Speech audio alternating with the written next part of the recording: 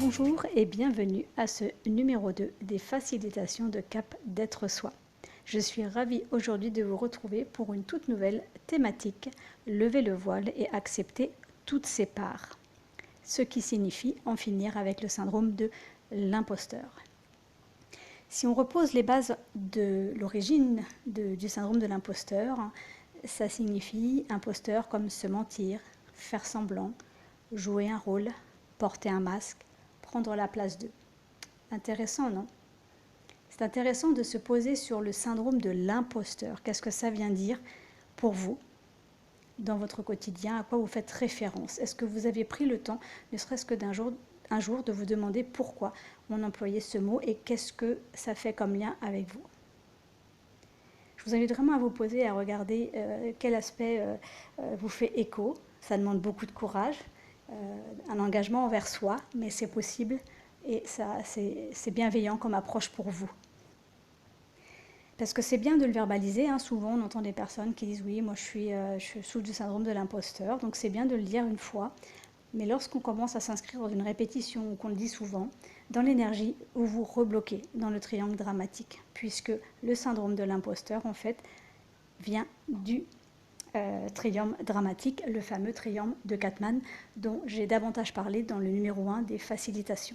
Vous pouvez le retrouver sur mon site internet ou sur ma chaîne YouTube. En fait, quand on vient cibler le syndrome de l'imposteur, je souffre du syndrome de l'imposteur, en plus de vous rebloquer, vous vous remettez dans la posture de la victime. Et en restant dans cette posture, eh ben, vous devenez votre propre bourreau. Et du coup, vous répétez, vous recommencez et vous ne sortez jamais de ça. Et parfois, ça devient même identitaire. Donc, il est vraiment impératif pour vous de sortir de ça pour comprendre pourquoi. Je vous propose une question que je vous invite à vous poser. Pourquoi gardez-vous ce syndrome dans votre capacité de compréhension, dans votre système?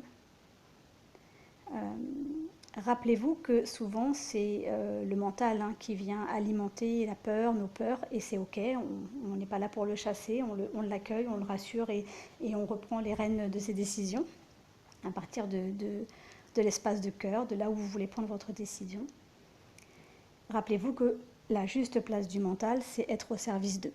Il est un allié et non celui qui conduit, influence nos décisions, comme c'est souvent malheureusement le cas. Le mental nous protège certes, mais parfois quand il prend trop de place, ce sont nos peurs qui dirigent. Et du coup, si vous mettez les choses à plat et que vous regardez les fois où vous prenez des décisions dans l'espace de la peur ou l'espace du cœur, vous allez voir que ça ne fait pas du tout le même effet, que ce soit émotionnellement ou le même effet dans votre vie. Listez, je vous invite vraiment à lister les situations. Quand on prend vraiment le temps, on s'aperçoit. Pourquoi j'ai pris cette décision? C'était juste pour la sécurité de ceci, la sécurité de cela, mais finalement, je n'avais pas forcément vraiment envie de ça, mais j'ai fait le choix qui était le moins risqué. Et encore une fois, pas de jugement.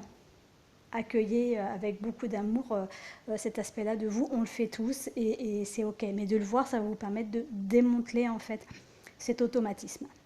Donc prenez vraiment le temps de vous poser cette question, d'écrire, de ressentir de la manière la plus honnête avec vous-même, que celle-ci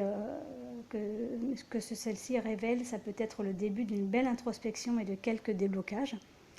Ça peut être le moyen de découvrir quelle est la fonction de ce syndrome dans votre vie, ce qui vous empêche de faire, ce que vous vous empêchez de faire en avançant cet argument.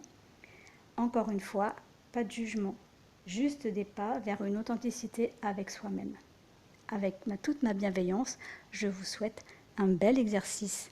À très bientôt.